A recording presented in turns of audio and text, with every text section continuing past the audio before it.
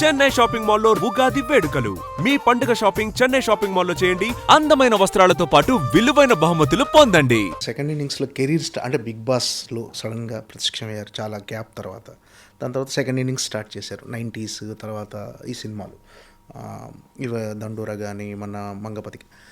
అంటే second innings start చేసిన తర్వాత మీరు ఎక్స్పెక్ట్ చేసిన రెస్పాన్స్ కానీ మీరు ఎక్స్పెక్ట్ చేసిన పొజిషన్లో అంటే అనుకుంటున్నారా? అంటే మీరు ఏమైనా డిజైన్ చేసుకున్నారా ఇలా ఉంటే బాగుంటుందని? అంటే సాటిస్ఫైగా ఉన్నారా?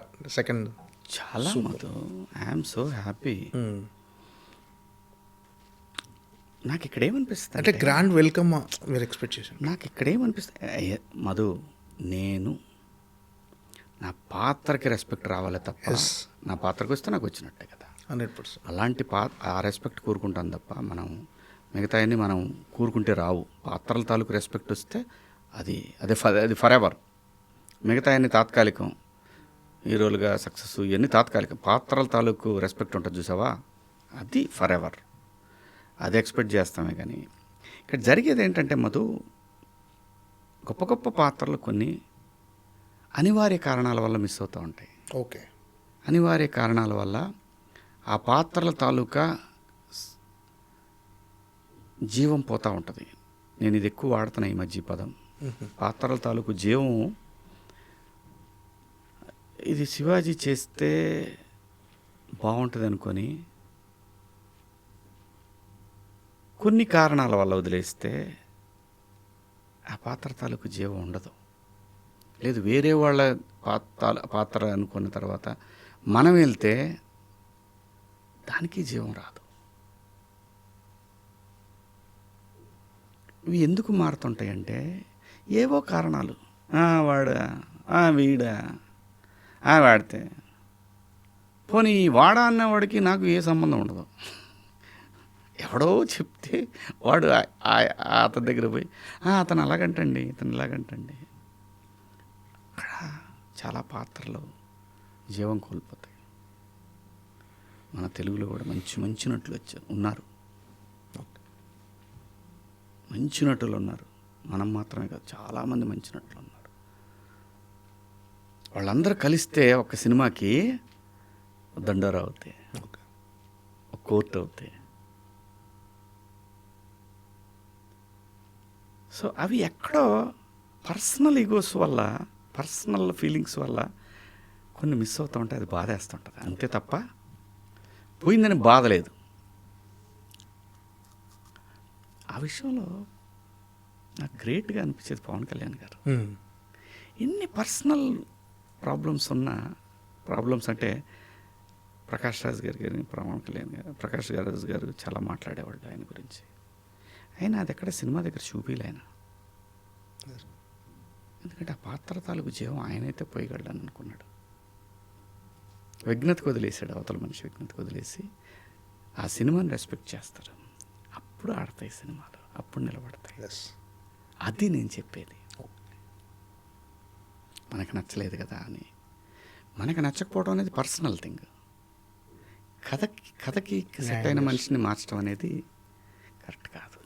జీవం పోతే అక్కడ ఏ నటుడినైనా సరే, నా గురించి మనం మాట్లాడట్లా, మిగతా వాళ్ళ గురించి కూడా. అది జరగకపోతే మన నటులే చాలా ప్రూవ్ చేయగలరు. ఇక్కడ ఇప్పుడు మంగపతి పాత్ర నేను చేశాను. ఏం చేశాడు విలన్గా శివాజీ. ఆ పాత్ర నాకు అయిపోతే ఇంకా ఎంతకాలం వెయిట్ చేయాల్సి వచ్చేది కదా. ఆ డైరెక్టర్ ఫీల్ అయ్యి నన్ను బిగ్ బాస్లో చూసి రాసుకున్నాడు.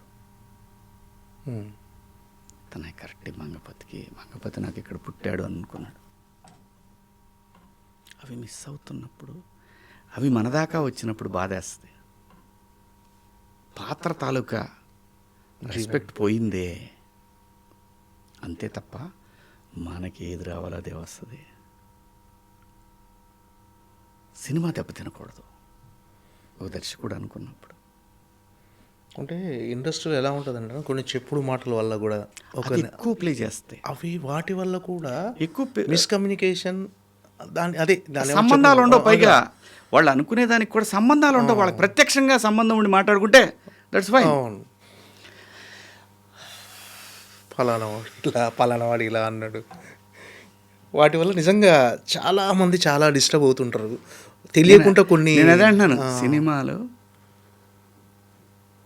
ఇప్పుడు నాకు ఈ సినిమాకి కొన్ని అనుకుంటాం, కొన్ని పాత్రలు అనుకుంటాం, అంతకన్నా బెటర్ కావాలి అని కూడా అదే సినిమా కూడా చెప్పుద్ది, ఆపేస్తుంది సినిమాని. అప్పుడు ఆల్టర్నేట్కి వెళ్ళాలి, ధర్మం కాదు. అర్థమైందా? అలాంటి సందర్భాలు జరుగుతాయి, దాన్ని రెస్పెక్ట్ చేయాలి. ఎండ్ ఆఫ్ ద డే నీకు ఇవన్నీ ఇచ్చింది సినిమానే, దాన్ని మర్చిపోకు. నీకు ఇవన్నీ ఇచ్చింది సినిమానే, దాన్ని రెస్పెక్ట్ చేయాలి మనం. అంటే సాధారణంగా మలయాళంలో చిన్న చిన్న కాన్సెప్ట్తో సినిమాలు వస్తుంటాయి, అవి తెలుగులో రాలేదు, తెలుగులో అలాంటి కథలు రావాలి, అలాంటి సినిమాలు రావాలంటున్నారు. కానీ వచ్చినప్పుడు ఇప్పుడు దండోరా అలాంటి సినిమానే, ఒక చిన్న కాన్సెప్ట్, ఒక రకంగా ఒక ఎమోషనల్. దండోరా గురించి నేను చెప్పాలంటే, దండోరా రాంగ్ రిలీజ్. దండోరా టైటిల్ వన్ సైడ్. ఇది నేను చెప్పింది కాదు, చాలామంది ఎగ్జిబిటర్లు నాకు కాల్ చేసి చెప్పింది. నేను ఆ విషయం డే 1 నాకు స్క్రిప్ట్ చెప్పినప్పుడే చెప్పా, ఈ టైటిల్ కరెక్ట్ కాదు మురళి, నన్ను నమ్మండి, ఎంత మంచి స్క్రిప్ట్ ఇది. కొంచెం హడావుడిగా రిలీజ్ టైం, ఎందుకంటే రేపు రిలీజ్ అంటే వాళ్ళ సాయంత్రం 5-6 సినిమాలు ఉన్నాయి అప్పుడు. కాదు ఉన్నా పర్లేదు, ఉన్నా కొట్టేసేది అన్నిటినీ. కానీ సర్టిఫికెట్ వచ్చింది సాయంత్రం 4 గంటలకి. థియేటర్లు ఎవరెవరో మధు దొరకలేదు, ఇవ్వరు, ఇది రాదు, రిలీజ్ అవ్వదు అని అనుకున్నారు అందరూ. అది మీకు అందరికి తెలియదు కదా, మిగతా వాళ్ళకి అందరికి తెలియదు, ఇంటర్నల్. నాకు తెలుస్తుంది. సాయంత్రం 4 గంటలకి చేతికి సర్టిఫికెట్ వస్తే థియేటర్ ఎగ్జిబిటరు ఏమండి, నాకు అది ఎగ్జిబిటరే కాదు డిస్ట్రిబ్యూటర్ కూడా ఇది వస్తో రాదు అని పక్క సినిమాకే ఇచ్చేస్తాను.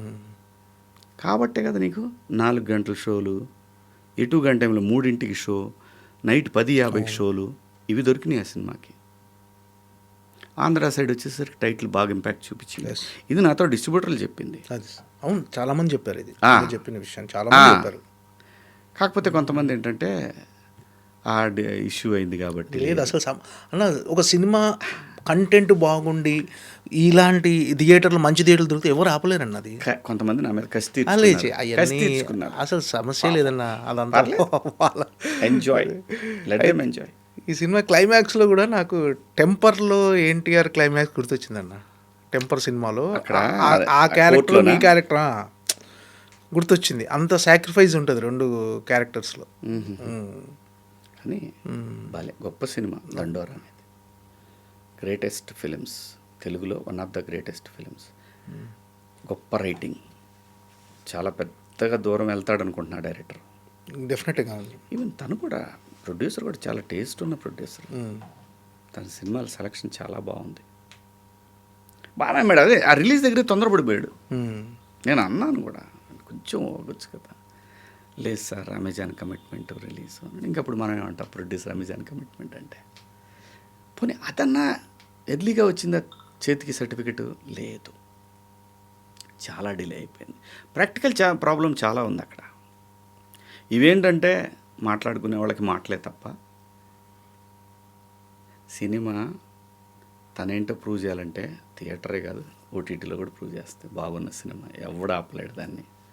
ఒక వ్యక్తి వలనో, ఒక ఇన్సిడెంట్ వలనో సినిమా పాడైపోద్ది అంటే ఇట్స్ వాళ్ళ విఘ్నతకే వదిలేద్దాం. ఓకే.